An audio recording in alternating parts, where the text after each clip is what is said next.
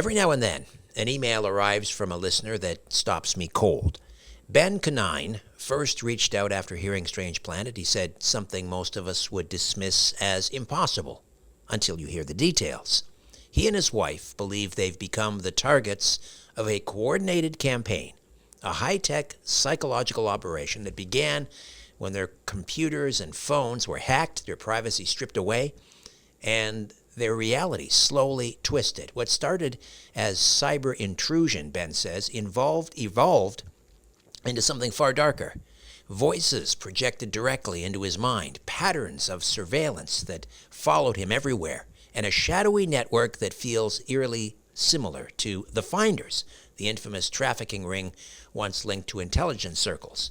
For 2 years, he's documented every step, the digital sabotage, the voice-to-skull transmissions, the psychological warfare, and what he's discovered, he believes, points to a hidden architecture of control, a fusion of old mind control experiments and new surveillance technology.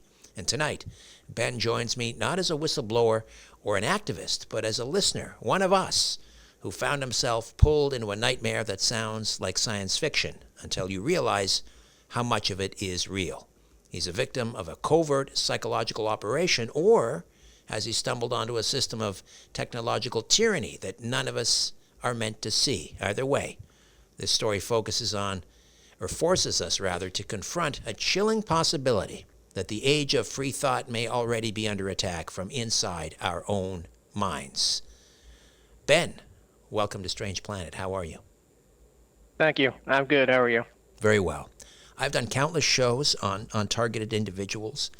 I was involved in a television project. We did a pilot called The United States of Paranoia on this very topic, documenting cases of targeted individuals. So this is an area I'm very familiar with. There was a period when I was doing a terrestrial radio program here in Toronto where I would receive perhaps a dozen emails a week, even letters, snail mail, from individuals who believed that they were being targeted.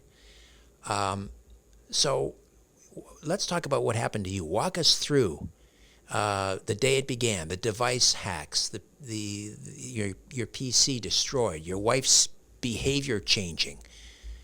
What was the trigger? Yeah. So like I call it overtly targeted and covertly targeted.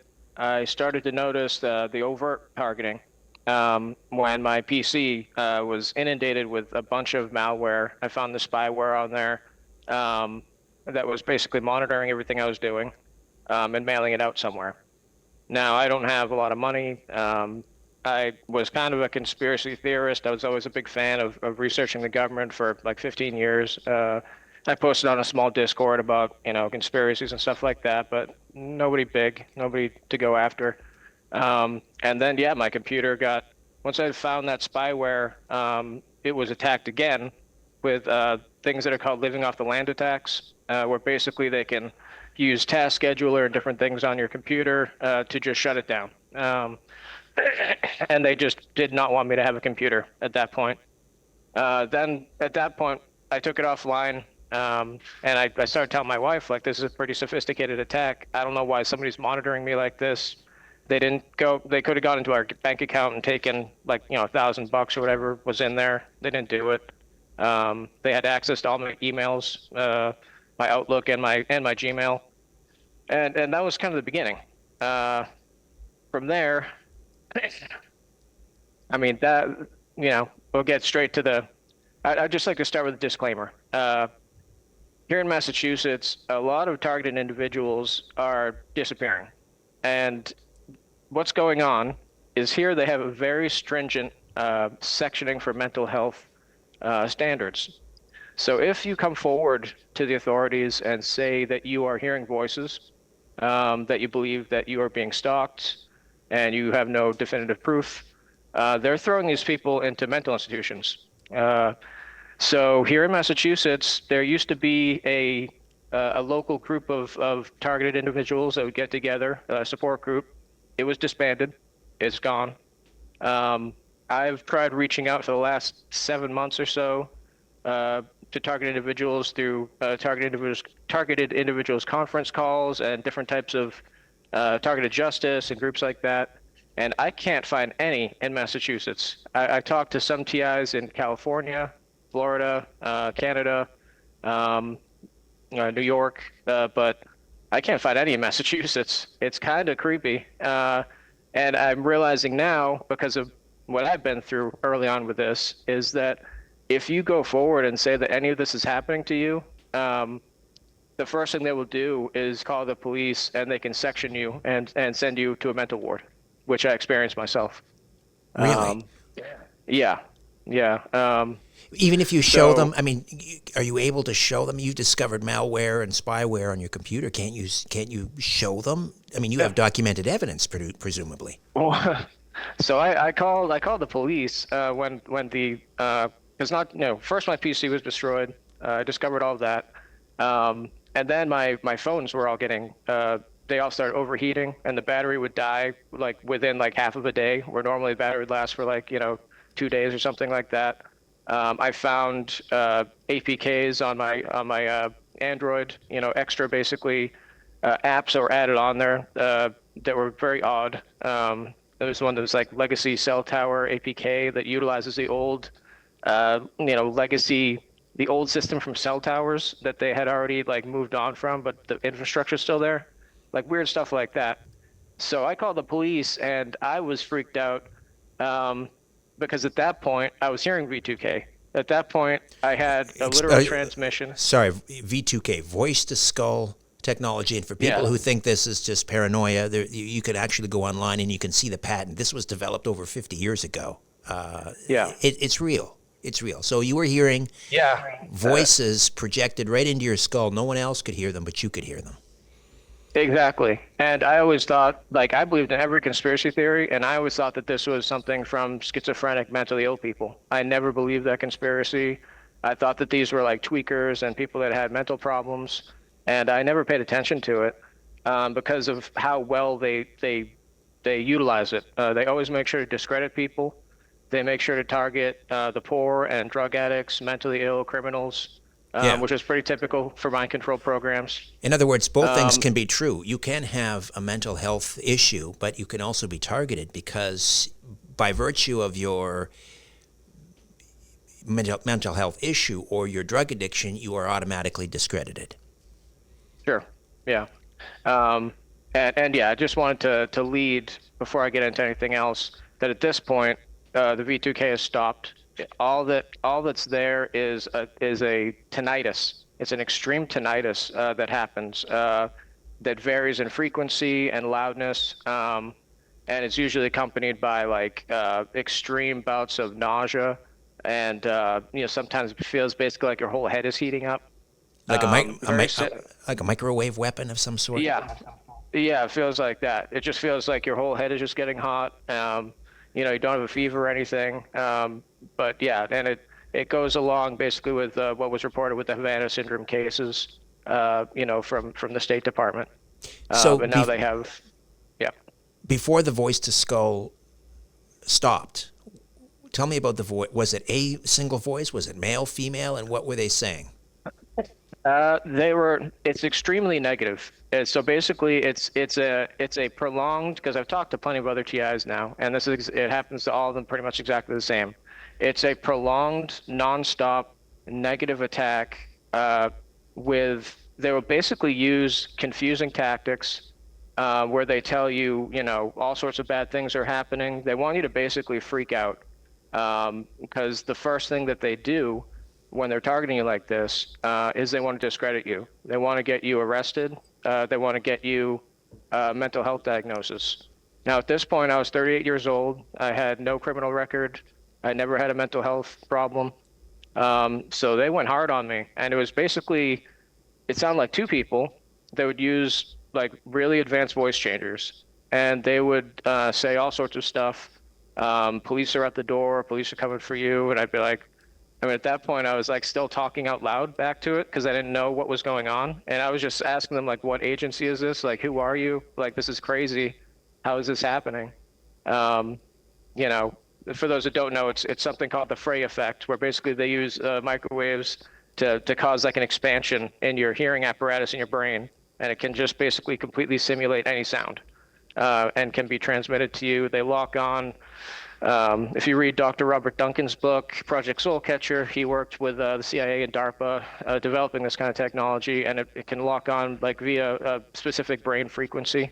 Um, so that's how they do it. But yeah, so they were just basically haranguing me, insulting me, saying terrible things, and this went on for like months and months and months. Any, And any these, sorry, yeah. any organized gang stalking? Like you would go someplace, I don't know, the gym, and all of a sudden you would hear people, murmuring about you, talking about you, pointing to you. So here is what I figured out about the gang stalking thing. This is what they're doing because this is all connected to overall a gigantic mind control program, done by the CIA, Department of Defense, Homeland Security, that then uses contractors and contracts it out to people, probably an organized crime like they've always worked with. But basically, they they want you to think that people around you are responsible for what's happening. Because when it first started happening, they tried to convince me that it was my neighbors. I would get like this idea in my head that my neighbors were in on it, and it's them hacking my phone, and it didn't make any sense. And I never acted on any of it because I'm just like, what the heck? Like at one point, I walked up to one of them and asked them like, hey, like, do you know anything about like Bluetooth hacking? Like my cell phone is showing that like I have like a hack via Bluetooth. Do you know anything about that? And they acted like wicked weird and were like, no, never. I would never do anything like that. So what I figured out over time, over 2 years of being targeted, is they can basically lock on anybody around you, and basically inject thoughts and feelings and suggest speech to them, even depending on how I would say compromised or programmed the person is beforehand, or how sharp they are. They can suggest facial features, I mean, like facial expressions, and make those other people act strangely. And so this is the pattern that I saw with all of their TIs, and like you see them like all over the place on like when you go on Quora or something like that. When I was trying to research it, like these people sound insane because they're like, my mailman's after me, the local town selectman is gang stalking me, and this is just the tactic that they use initially to make sure that the person sounds insane and is totally confused about what's happening. When in reality, the only thing that can pull something like this off is infrastructure in place by the NSA, the CIA, and Department of Defense. I mean, this is a pretty elaborate system they have using satellites and telecommunications, cell towers, and stuff like that. So just to be clear, so what are we saying about your neighbors or the organized gang stalking? That they're not they're not part of the. No, yeah, this is a standard operating procedure for how these groups discredit people and try to make people do something crazy, and they want to isolate people as well. So they'll make them think that their family is in on it. They'll make them think that their friend betrayed them, or like all the local police are in on it. When in fact they're not. When in fact they're not. Right. Okay. Exactly. When this can all be done remotely by one or two agents in front of a computer that uses what's called a brain-computer interface or neural interface, that can, basically remotely scan your mind and inject thoughts and feelings. And on top of that, this V2K, obviously, because they're able to send audio transmission, they can send subliminal audio transmission. They can do hypnotic priming. So when you're sleeping, they can have they could just sit there and do psychic driving where they say the same thing over and over again, and kind of hypnotize you while you sleep. I would wake up to them like talking to me. Like when I would wake up out of sleep, they can direct dreams. This is another big thing. You have like these weird, like almost like AI type dreams that don't look normal.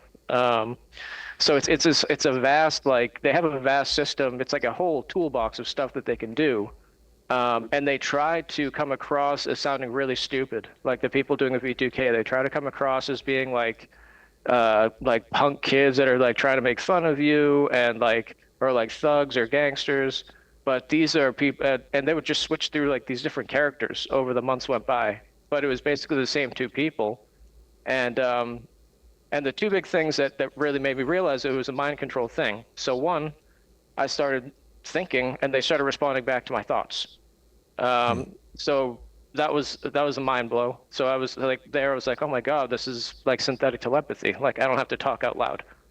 And then two, I was lighting a cigarette one day as I'm getting bombarded by V2K on the couch, and I accidentally rested the hot lighter on my stomach, and it burned my stomach.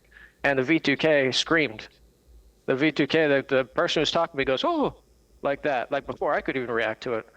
And like right away, I'm like, oh, there's a sharing of sensory experiences. And when I looked up, I started researching the DARPA ElectRx program, obviously the Elon Musk Neuralink. That is one of the main things that they promise is that there'll be a sensory sharing, application for it, where you can share other people's sense of touch, their sense of smell, what they can see, what they can hear. And then shortly after that, I learned about remote neural monitoring. And Dr. Rupert Duncan's book talks about a Project Soul Catcher. And then that made perfect sense because they had me running around the house because they were saying like what I was doing, and I'm like, how do you know what I'm doing? And I thought there were cameras in my house. I was going nuts. Obviously, it was a very stressful, insane thing happening. And yeah, I found out remote neural monitoring. They can basically scan your brain and they can put what you're seeing onto a monitor, so they could basically, have in 1080p or vision what you're looking at. They can hear what you're hearing. And what about And what about your wife? I understand you married a woman from Thailand. yeah, Was she being targeted as well? yes. So all during this period, she underwent this very strange change where immediately we had like been together for 5 years at that point, and we had never got in an argument. Basically, she might have told me to pick up some socks off the ground or something. I was like, okay, fine. But she started having these weird looping arguments with me about stuff. Right after my computer got hacked, I would mention like, yeah, this feels weird. I feel like I'm being followed or something. There was a couple times early on where I saw the same. It was a couple different cars that seemed to be following me at different points, but that stopped, pretty soon. And I mentioned it to her, and she started going to these large looping arguments and getting extremely angry. And over time, I realized that what was going on was there was some type of brain entrainment or hypnotizing going on, where I watched her behavior just change, slowly but surely over time. And it got, I mean, this went on for months. In the beginning, she was, very understanding about what was happening, and she knew that people were after us. At one point, actually, we went to go stay in a motel room because there were so many different things that happened. I don't want to get bogged down in all these different stories, but we went to go stay in a motel room because we were worried about our safety.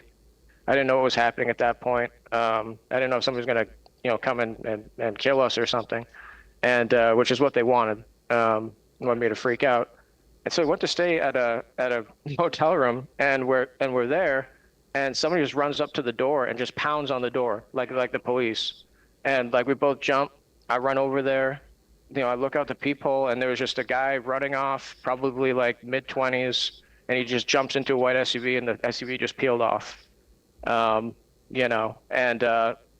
then she got an email. We were staying at a Red Roof Inn, and she got an email saying like, welcome, Christopher, like to her email, like, welcome, Christopher, we have your room ready at Red Roof Inn for that night we were staying there. So somebody used her email and signed up, basically letting us know, like, yeah, like we're staying there too. And just, it was just an intimidation tactic, I guess. And, that was coupled with whoever that was pounding on the door. So what happened? So are you and your wife still together, or did this tear you yeah, apart? we are. Okay. No, it did for a little bit because, what happened is, this is the really unbelievable part, which is it's all unbelievable, but this is like a mind control thing. This is I don't know if you ever heard of Project Monarch. Oh yes, done multiple shows yeah. on that. Yeah. Right. So she started completely going into like irrational, angry, crazy states. And this is a woman that is complete straight edge. She never did any drugs. She would like maybe have one drink if we went out somewhere, and she started going like crazy. And would get extremely angry towards me if I started talking about what was happening. She would basically tell me, that none of it was happening anymore. Even though before we were ready to flee to Thailand, especially after the motel incident, she completely reversed it, and now she's like, no, nothing's happening, everything's fine. And that V2K was still going at that point, saying like, yeah, we're taking control of your wife. Like we can make her do whatever we want. Did she ever get And violent? Did she get violent, or did you yeah, fear she was going to get violent? yeah, yeah. And we never had any altercations. We barely even argued. And now we're at the point where she would go nuts. She'd be punching me, kneeing me, kicking me, screaming in my face. Like her whole facial expressions were different. It was this complete like angry, just full of rage. It was horrifying, and that's it was just surreal for me. And the whole time V2K is going off on me, saying like, you have no idea what you're in for. We got you. You effed up. You effed up. You shouldn't have stayed here.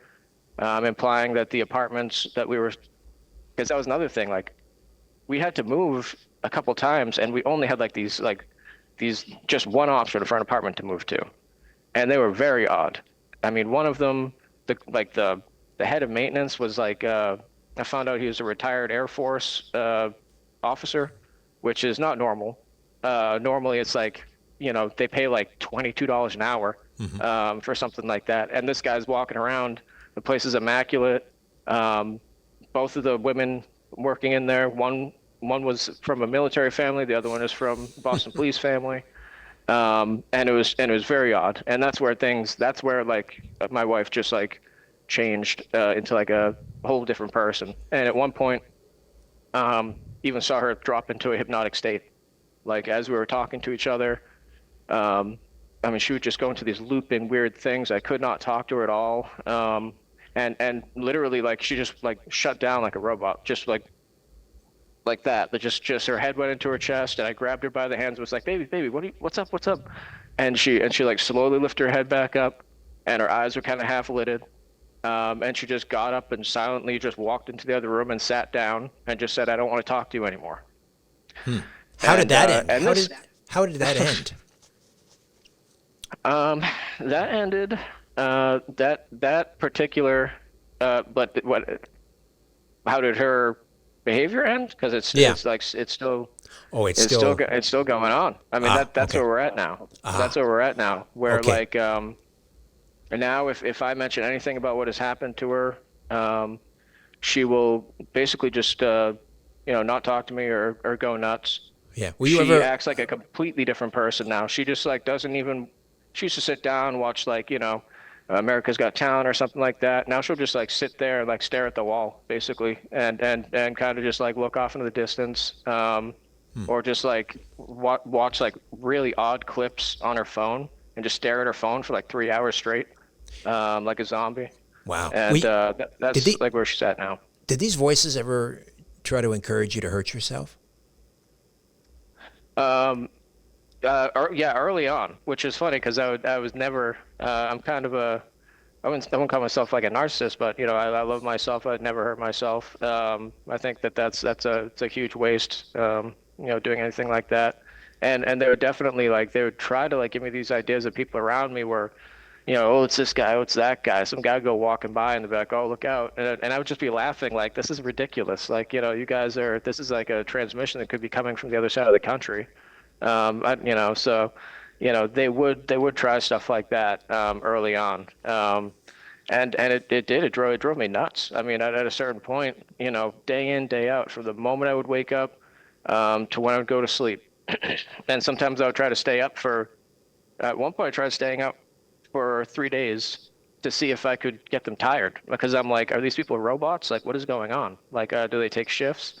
And they did. They got tired. I could hear them. They started telling me to go to bed. They started saying things like, I've had enough of this. Go get some sleep. but they would also use the sleep deprivation to confuse me and keep continuing with trying to instill like paranoid delusions, Mm. which I resisted because I'm a very level-headed person. I would just sit there and basically research these kind of technologies, and I read the CIA's Kubark manual, which was very helpful. What is that? That's their manual for psychological torture and interrogation. It was written back in the late 60s, early 70s, but it's all the same stuff. They use tactics like sexual humiliation, hypnosis, sleep deprivation. MK Ultra, MK Ultra kind of stuff. Yeah, exactly. And it So kind of helped me to understand where they're coming at with because they were just following that manual like perfectly. Like they did a lot of like sexual insults and stuff like that. Yeah. tell me about, you mentioned the apartment, but one of the first places I think where this started to happen was you were living above, was it a Chinese restaurant? It was the flagship Yeah. restaurant. Is it Shakes and Crab? Shake and Crab? It was the shaking crab. Shake and Crab. Shaking crab. I'm up here in Yeah. Canada, so I'm not familiar with the franchise. This is a fairly Yeah. famous American franchise. Yeah, they got quite a few locations around here. Okay, but this was like the first one, apparently. Yeah, this was a flagship one, and it was set up in a very odd place, kind of in like the neighborhood of Newton. And Newton, Massachusetts, or Newton in? Okay, I'm. Newton, Mass. Yeah, Yeah. Newton, Okay. Mass. All right. And Yeah. and it seemed like you were enticed to move there because they were offering a ridiculously low rent. Yeah, they offered a very low rent. My wife heard about it through her Thai community. It was two Thai women that she knew because they were Thai, just through because it's a small population here, which is another big part of this thing. Because it seems as though they're kind of preying on a big angle of this, I think, is human trafficking, from what I can tell. After what I saw happen to my wife, and if you know anything about Project Monarch, if you can find highly suggestible people, women are more highly suggestible than men, so they're more easily mind controlled and hypnotized. And then on top of that, people from the third world are more highly suggestible. So I think that they are preying upon third world women, for various reasons, for human trafficking reasons. So Basically, that's a big part of this. and tell me about why you suspect that the people involved in the restaurant where you lived above the restaurant, why they might have been involved. Well, the apartment was set up very odd. There was no door separating our. We basically got a floor of the building, and so that we had no door. And it was two Thai women who were seemed very mild mannered. So I trust Thai people. They're usually really good. Really honest people. Buddhist, and so it didn't bother me that much. But once things started happening there, I just started hearing weird noises at night. I would hear strange like deliveries come in the middle of the night. Like 3 in the morning, like 4 in the morning, down to this restaurant, which was the restaurant like did not do well. There was like never anybody there. Like it was like right away. Like I had some past experiences. When I was younger.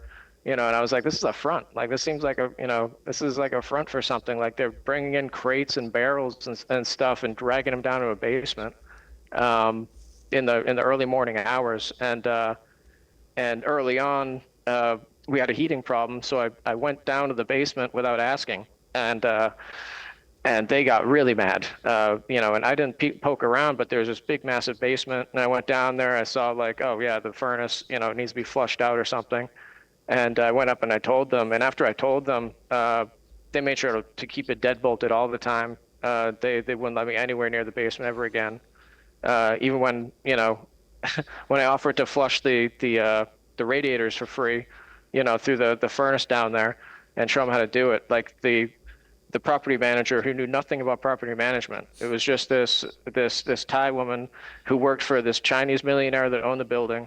He was basically one of the founders of Shaking Crab. He's a Chinese millionaire that works with a giant Chinese conglomerate, and they work with the CCP. All Chinese conglomerates have to have a part owner is CCP, and yeah, she went down there with me, and I was like, yeah, so I'm just gonna flush and hook up this hose here, and she's just like, okay, and she was like shaking, like making sure to stand in between me and the rest of the basement, and it just seemed like it was there was some stuff going on there. Well, these But I mean, deliveries in the middle of the night, crates and barrels. What do you think this is a front for? Trafficking? Were they bringing children into the basement? I don't. I mean, that's the thing. I mean, if you talk about China, I don't think they were dragging people in crates or anything. But I mean, they could be dragging in precursors to make fentanyl. That's Right. that's a big thing that comes from China. And this is they seem to have connections. I mean, later on, I found out that Chinese millionaire, because right across the street there was the Sons of Italy kind of club, which is kind of like a big connection to Italian organized crime. And then I found out that he was kind of friends with, some people that were involved in that, the Scarpato family and different. There was a lot of it's like a can of worms in Newton. There's a lot going on there, and I'll put it Like that way. like And Montauk. um, yeah, so yeah. There's and they were but also the restaurant that owned the building, and you were living above it, $1,600 a month, I think it was. They were also yeah, offering you free Wi-Fi, which I guess, in yeah. retrospect, was a huge red flag. I mean, who does that? It was odd. Yeah, they made sure to put a Wi-Fi extender up there, and they were like, "Yeah, use our Wi-Fi," and it was really weird. And yeah, and that was the first thing that happened was my PC got that was where my PC got hacked into and then destroyed. So So obviously, you were and enticed to move to that specific location. They set up this apartment so that you could be spied on, hacked, and so forth. But what does that have to do with whatever they were doing in the basement? I mean, help me make sense of all of I this, or think it's have you? I mean for me I think it's coincidental, and I don't try to focus on that now. That was just something that happened early on where I Hmm. was trying to make heads or tails of what is happening here. But I think that they probably have, their fingers in a couple different pies, and I'm not even going to try to guess, what they were up to. I just know that it was very suspicious the way that they acted, and Right. um, But and yeah, when I was working at that time at a place down the street. It's like this place, automatic laundry. I was a laundry technician, and this family owns it. And this place was around since the '60s, and it's a coin-operated business. It was around the '60s in Boston, so anything like that was connected to organized crime. Just like Whitey Bulger. That was how they laundered money. And so this Scarpato family that owned it, when I went to them and I went to my boss and I asked for the IT department to look at my phone to see what was going on with it because they had the same model of iPhone. Because they would give us a business phone that was the iPhone 12, and I got an iPhone 12 after my first phone got hacked, and then that got hacked.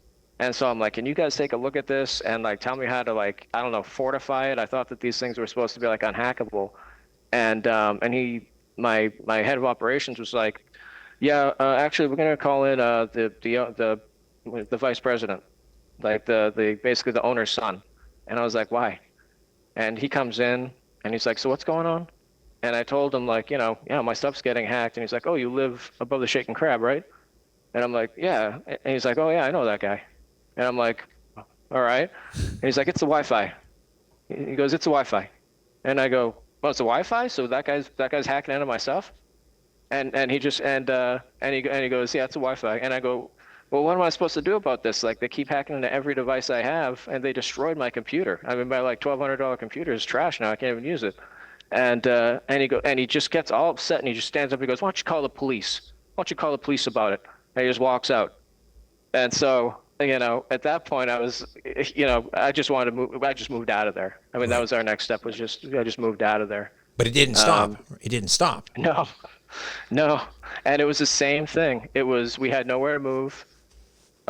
Somebody from the Thai community, my wife's friend, goes, "I got a place for you to move to right now, good price," and we had to move in there, and the same crap started happening again. It was like weird noises in the night, like odd stuff. Now I know that it was V2K. This is like one of the ways that they can use a V2K is to just, freak people out, basically making things go thump in the night. I heard like random, bangs from underneath in the basement, like feet scratching along, and I'm looking around like, what's going on? And it was a campaign basically to just like drive me nuts and get me to discredit myself, call the police and say this person's doing something. The upstairs neighbor was just stomping around in boots, like constantly. Like they were just like from one side of their apartment to the other, like boom, boom, boom, boom.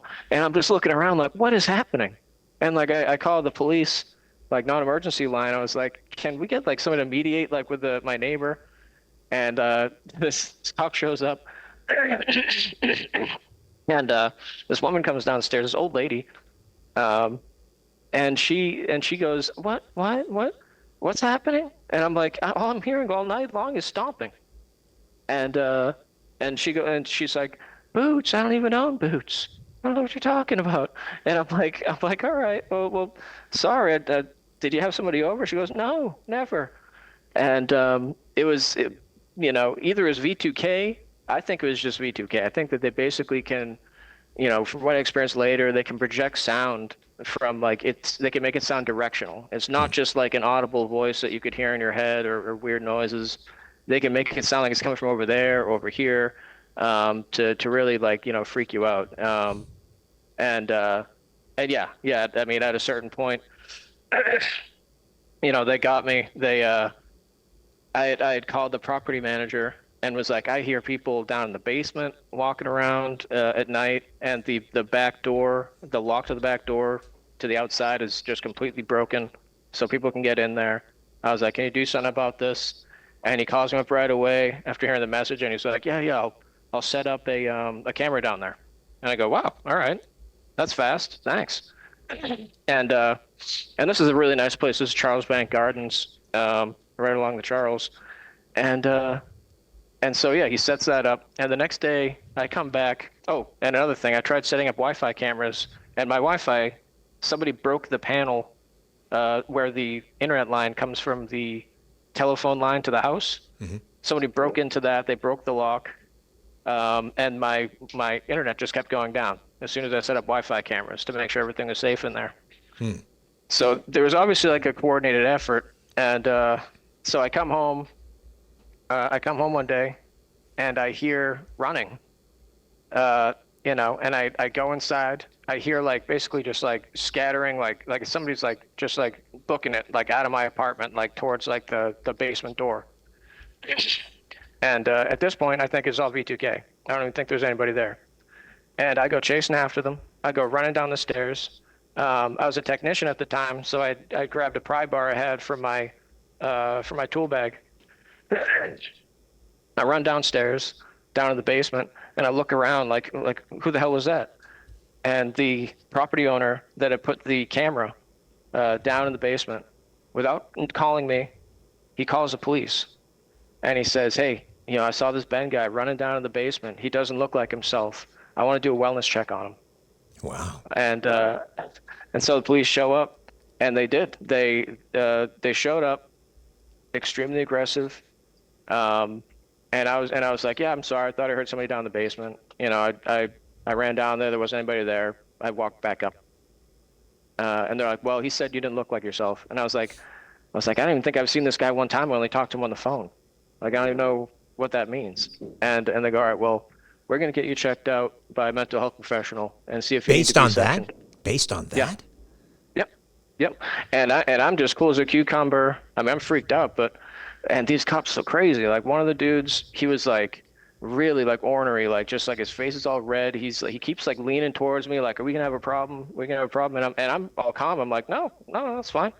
And the other guy's bug-eyed. The other cop was all bug-eyed, looking around. He keeps looking at my pockets over and over again. And I'm like, all right, well, yeah, let's get a mental health professional here. I'm fine. I'm 30. I've never had a mental problem. Yeah, that's fine. And so we wait there, and they're just standing there. And I go, can I change my clothes? I'm covered in filth and working. And the cop tries to he gets in like a football like tackle stance, and leans towards me, and he goes, yeah, just don't try anything. And I'm like, what is going on? What is going on? And so they have Ambulance shows up. About Wow. six other cop cars show up. Um, and the ambulance worker, the EMT comes in, looks at me and goes, how are you feeling? I'm feeling all right. They don't ask me any questions. They didn't do any evaluation. They go, all right, go on, get on the gurney. And I go, what? What are you talking about? He goes, get on the gurney. You've got to go to the hospital to get checked out. I go, I'm going to a hospital? I was like, what are you talking about? Like I didn't do anything. I ran down to a basement and then I walked back up. How is that grounds to hospitalize me? And they go, well, we're gonna have you checked out there, but it might take them till overnight for them to actually get somebody to take a look at you. So you might have to stay there overnight. And I'm like, I got work in the morning. I was like, I'm not going to the hospital. What are you talking? Well, I didn't say I'm not going to the hospital. I just said like, yes, sir. Because Unbelievable. and they got me on a gurney. They wheeled me out in front of everybody in the neighborhood. They brought me there. They brought me 3 hospitals over. They brought me all the way to Cambridge, from Waltham. So I get there, and the intake nurse is like, "Why did they bring you here? There's 2 other hospitals on the way here. I don't know why they brought you here in particular." And I'm like, "I don't know either. I've never had any of this happen to me before." Did they give I you? walked down to Did the they inject you with anything? no. That was the next time they did. Thorazine The or next time something? they did. They did that. They did so the second time they did the same thing. So at that hospital, my wife showed up. I had to answer some basic questions. The nurse, thank God, the intake nurse noticed that something was wrong. The cop changed on the police report that I had hit myself on camera with my pry bar. Wow. So my wife will Sorry, you're freezing now. watch You just froze, Ben. I don't know if you can at hear the me. Ben, I don't know if you can hear me, but you froze. Okay, there we are. You're back. You froze there for a moment. yeah. Okay, so the intake I'm back. nurse, the intake. So basically, the intake nurse went and basically she saw it right away because the EMT comes in and goes, the police officer just changed the police report and said that you hit yourself with your pry bar on camera. And I was like, what? I was like, no, I didn't. And my wife later went down there to the property manager's office and watched the video, and she's like, no, you didn't hit yourself. I saw it myself. You didn't hit yourself. And I go, all right. And so they tried doing that, and the intake nurse went and told several people there, like, get this guy out of here. Some cop is trying to railroad him. This is bullshit. And then thankfully, thankfully they did.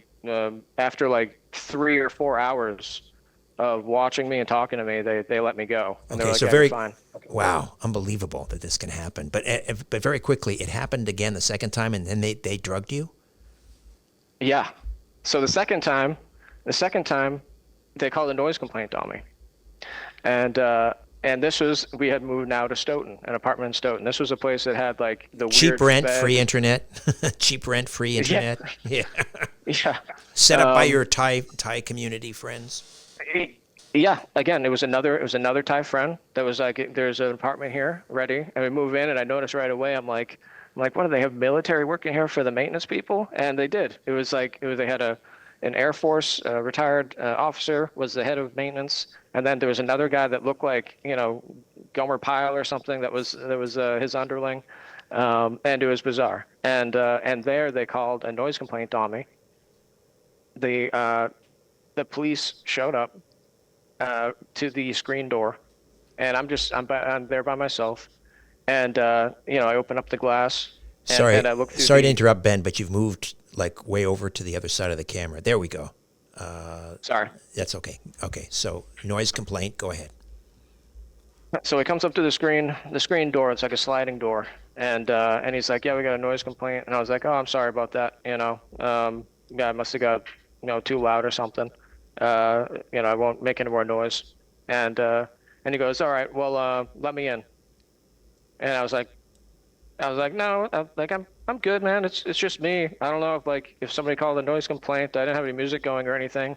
It's just me. I'm here. There's not a party or anything." And he goes, I said, "Let me in." And he pushes the screen door open. He comes into my apartment, and he grabs me by the wrist and spins me around and shoves me into the wall. Wow. And he's pissed. Like, he was pissed, and he was like growling into my ear, like, "When I say let me in, let me in." And I'm like, what is this? And he handcuffs me for a noise complaint. Handcuffs me, drags me out onto the lawn. They sit me down in like this little like lawn chair, again in front of the neighbors. I'm in my boxers, and and they just like the other cop has this like funny look on his face, like he's kind of smiling. He's like, "So what's going on with you? What's happening with you?" And I'm like, "I don't know. It was a noise complaint." I was like, "Why am I in handcuffs right now? I didn't do anything." And he goes, "Oh yeah, okay. Well, how you been feeling? Are you hearing voices? Anything going on with you?" And I was like, "No." I was like, "I'm not hearing voices." And I was, but I wasn't going to tell anybody because I knew what V2K, Right. what it sounds like Sorry, at the just to time. just because we have a time constraint here. So they admitted you to a mental ward again. Did they inject you with drugs this time? Yeah, they brought me to Brockton Hospital. They dragged me in there. The cops talked to the nurses there for a little while. I'm sitting, being as calm as I possibly can. Didn't say anything. All I did was ask for a glass of water once. And they come over and they go, "All right, we're gonna sedate you." And I said, "What?" I said, "What are you talking about? Like, I'm being sectioned and I'm like, what are you sedating me for?" And they just go, "Resisting." Sorry, And you froze again. Sorry, Ben. Hang on. We got to wait for it to come back. You froze again. oh, they, There you go. You're back. Okay. So yeah, they're going to sedate you. yeah. And so they say like, "Are you resisting?" And I go, "I'm not resisting. It's just I'm not doing anything. I'm literally laying here. Like, why would you sedate me?" And they said, "Well, are you going to resist?" And I said, "I'm not resisting." And they just ignored me. And each nurse put like a flat hand on like each one of my limbs, like they were holding me down, but not really. Like it was like a legal liability thing. Hmm. And then they just injected me. They injected me with something, and I was knocked out for like 10 or 12 hours. Good Lord. I woke up. I was not. There was no evaluation. There was nobody came and talked to me. I woke up, they gave me some food. I'm like, "Can I talk to anybody? Can I talk to anybody?" They're like, "Oh, I don't know, I don't know." And I'm sitting in like the hallway of like this, like, it was just like an emergency room type place. I don't know if it was outside the psych ward. I pass out again from the drugs, from the injection they gave me, whatever it was like powerful. And I wake up and there's EMTs there and they go, "We're taking you to Dartmouth. We're taking you to Dartmouth." And I'm like, "Dartmouth? I thought I was getting released. What am I being held for? I didn't even talk to anybody." And they brought me to Dartmouth, South Coast Behavioral Psych Ward.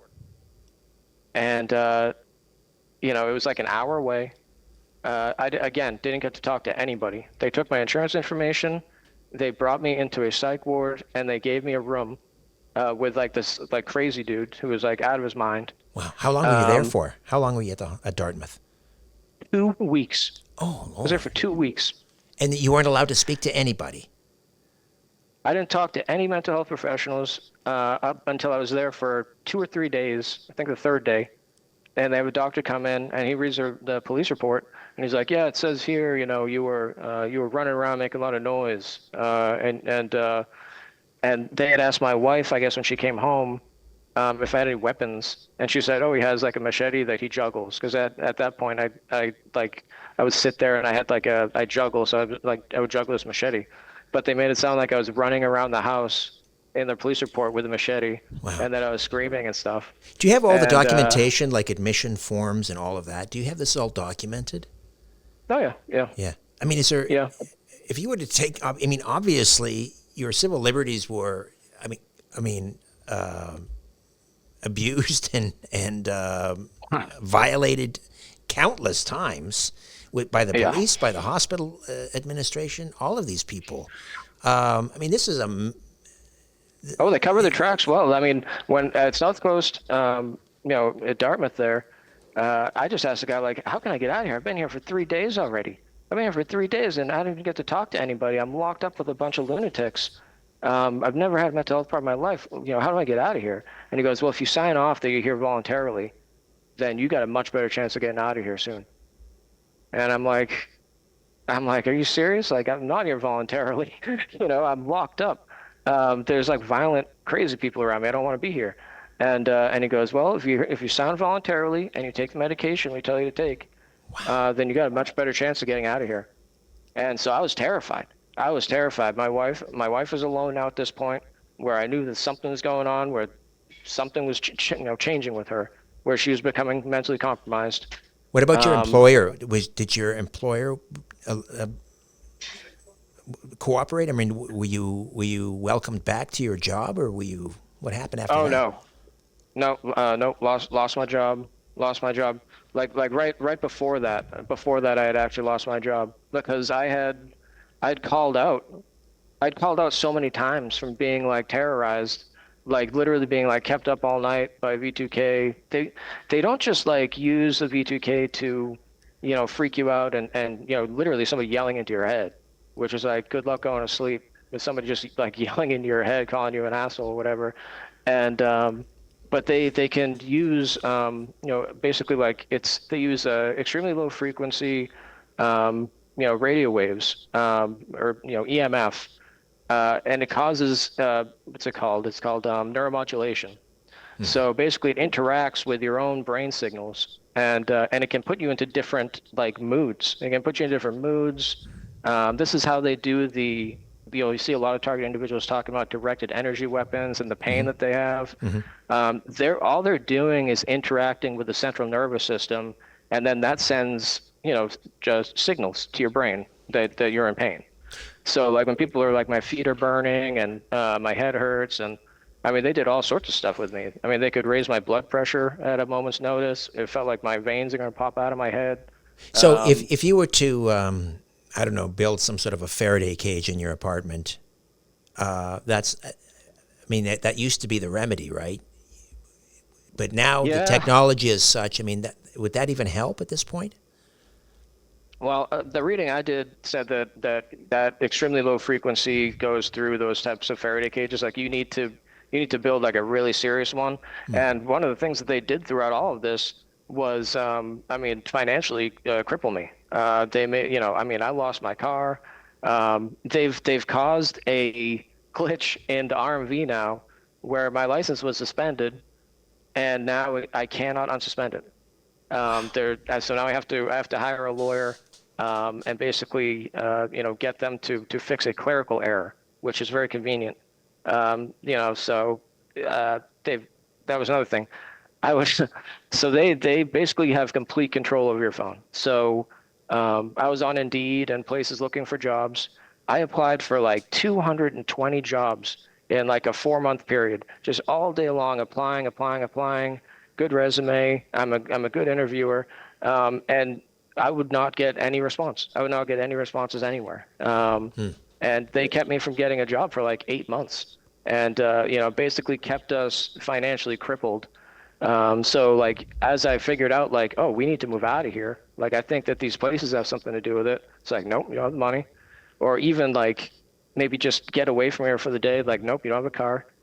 And then obviously the shielding, or like you see like, I mean, jammers are illegal. You cannot use jammers. The FCC, will come after you. They can send you to jail for using jammers, and the type of jammers you need for extremely low frequency. I mean, that's like military grade jammers that like cost like I've tens of thousands of dollars. I've heard oscillating So fans. I heard oscillating fans. If you have two of them going, like maybe say at the head of the bed or something like that, can also help. yeah, I saw that the Onion Head guy, putting lining copper on oscillating fans and creating scalar waves and stuff like that. And this is another problem now because I'm trying to stay around my wife as much as possible to protect her because she's mentally compromised now. Like she's not all there now. Eh, Um, and they use her like a prison guard. I mean, it's like if I do anything that has to do with if I went to make like a scalar wave generator out of an oscillating fan, or set up a silent night with a little EMP thing on it, or a Faraday cage, she would freak out. She would freak out and call the police. You know, So they're using her as a way to basically like you know keep me from doing anything like right. that. Ben, If she sees me typing about this stuff, like she'll come from across the room. I could be typing, something out to somebody on Facebook, like helping out a TI. She'll come from across the room out of nowhere and go, "Are you talking about the government again?" Like wow. it's like something out of the Twilight Zone. Where's your family? I don't. Do you have parents, brothers, sisters? Yeah, I have family that I reconnected with when all this started happening. But I mean, they all seem to have their own kind of weird problems going on, which I don't know how much is connected with this. Because that's another thing I figured out is that a lot of these TIs, they seem to say they seem to all show the same pattern that their families are kind of targeted in ways, or their families are completely Hmm. unhelpful. And I don't know if that's why they're targeted in the first place, but there's something to that because it seems this is part of a decades-long project Hmm. of I think human experimentation, human trafficking, um, you know, I mean, mind control. I mean, you're talking about like the most important government conspiracy there is, Well, you know. just in. We don't have a lot of time left, but I mean, I must say, I've interviewed, as I say, so many targeted individuals over the years, and I can't think of anyone who has. I mean, there's been some very credible people that I've interviewed, but I would have to say I would put you at the top of the list in terms of being level-headed and rational and credible. And I guess the who's ever behind this would say, well, he presents very well, but I don't think I believe what you're saying. You mentioned trafficking, and I know you believe there is some sort of a connection with it was well, not an organization, a cult, I guess. It was people believe it was a satanic cult. The founders, Yeah. Marion Petty, I think his name was, started this. They had some property in Virginia, like the farm, where Hmm. it was suspected that they were, I don't know, grooming children, abusing children, maybe trafficking children. Supposedly the Yeah. CIA investigated or were told or asked to investigate, but they shut it down for internal Mhm. reasons, whatever that means, as if Yeah, well, they found maybe. a yeah they found a van full of kids and two of the founders members and they just let them go. Yeah. So what does Yeah. the founders have to do with all this? So, this is where it gets really bad, where I'm at right now. So, the whole time they were saying that, they kept mentioning things about like impregnating my wife and saying things like that. Sorry, I Now, said the obviously, this founders. whole I apologize for the interruption. I said the founders. the It's the finders, finders. yeah, The yeah, finders. the finders, yeah. So they were obviously there was just constant talk about how they were using this technology to traffic people, including my wife, and that they had no idea, and that these people were out of it. They could basically put them into trances or identity alters, like which is like Project Monarch type stuff, where they do use. This is where the finders people come in. They use satanic ritual abuse basically to shatter people's personalities, and then they reprogram what because the way the brain deals with it, it kind of creates like these abscesses of memory, like that kind of to Compartmentalizes. protect It itself. Yeah, compartmentalizes. and Multiple then person. We used to call that multiple personality disorder, but right. it's dissociative disorder, right? Identity, yeah, dissociative identity disorder, and so yeah, that's the big link is that you have a government that needs programmed sex slaves, they need programmed assassins, they need Manchurian candidates, and they need I mean what Robert Duncan called them and Project Soulcatchers rough boys. They need people that go in there and actually do this stuff to people and shatter their mind so that they can be reprogrammed. And that is where you start to see groups like the Finders, and there's a whole host of them that nobody knows about. And that is what's happening to me and my wife now is what I'm convinced of, because I mean, obviously, when I was under attack with all this stuff, me and the wife we were not getting intimate that often. I was horrified and being brutally psychologically tortured, and I realized I woke up a couple of times and they were making us copulate in my sleep. I was waking up like mid sex act with my wife, and I'm like, what? And that happened a couple of times, and quite honestly, like that fell to the back of the radar with everything that was going on, and I didn't really think about it that much. I thought like I'm under a lot of stress. I don't know, maybe I've always kind of slept walk a little bit, but that's an important thing, because now, uh, so there was a separation between me and my wife where they basically made her go nuts, um, and uh, and she asked me to leave. So I moved out for a couple of months, and the whole time terrified about what's happening with her. And and all of a sudden she calls me to lunch and she's like, "I'm pregnant." And I go, "What? You're pregnant?" And she goes, "Yeah." And I'm like, "How long?" She goes, I'm like 3.5 months pregnant." I'm like, "What, from when I lived there?"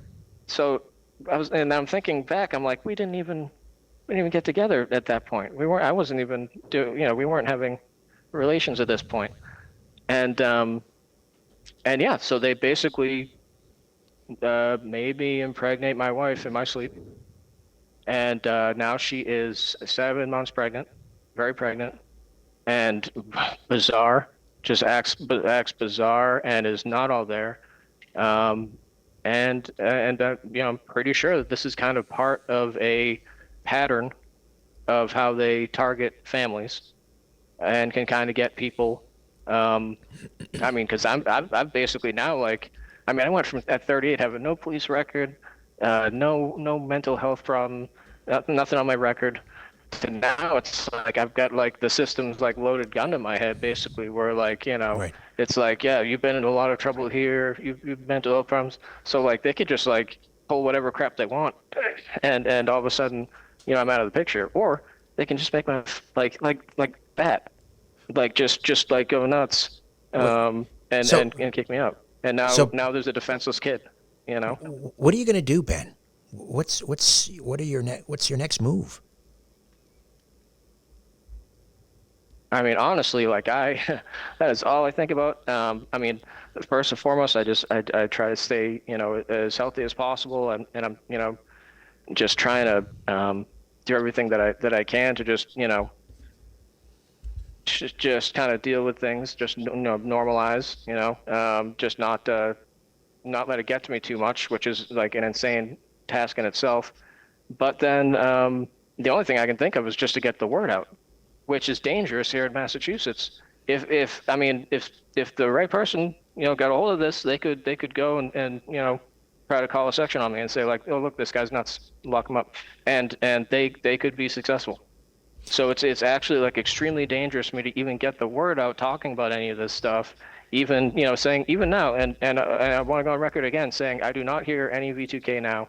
I am not hearing any voices, and I'm not a threat to myself or others, and I would never ever hurt myself or anything like that, because they use that system to sidestep any legal rights here, and can immediately discredit you and lock you up and get you out of the picture. I was on the phone. I was listening. I hope you didn't think I was being rude. I was looking. I mentioned a television project I was involved with, and I was trying to remember the gentleman who I worked with, who was also on the project. And I don't know if you're familiar with Dr. John Hall.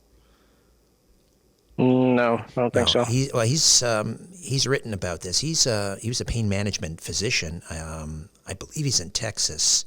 It's been a number of years since I've spoken with him, but he's written extensively about this. He works with targeted individuals, and if I can find contact information, I'd like to get you in touch with him. Yeah, that'd be great. Yeah.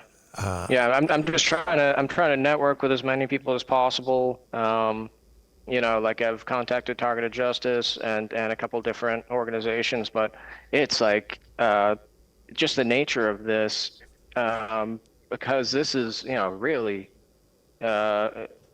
they make everybody go insane. Yeah, I mean, it's absolute they make torture. these target individuals lose their mind. They Well, lose their mind. you And must like I be got I got you. through some of like the worst parts of it, and now like just my background, I kind of understand what's going on, and I'm a very strong. I have a very strong mind, so like I was able to, withstand a lot of this stuff and not crack like a lot of these people.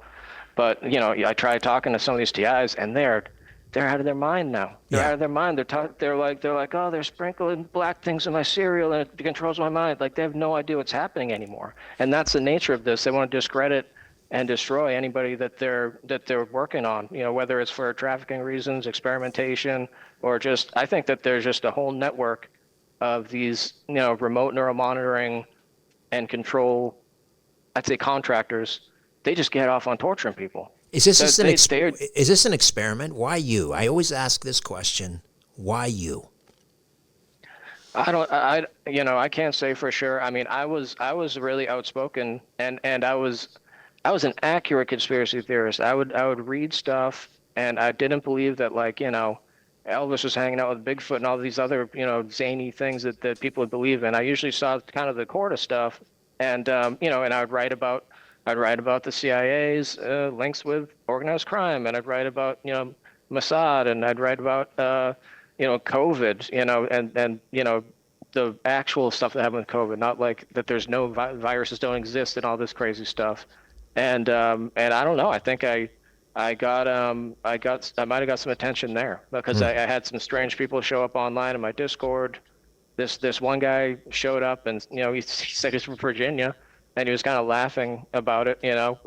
Very strange. And he invited me to another conspiracy Discord that he had to post stuff there. So I don't know if that started there or before that. I mean, I've been Um, talking about all of these things publicly, like on the radio, not just on podcasts, on radio, big radio stations, coast to coast AM. I mean, not coast for 25 years, but I've been talking about these things for a quarter century.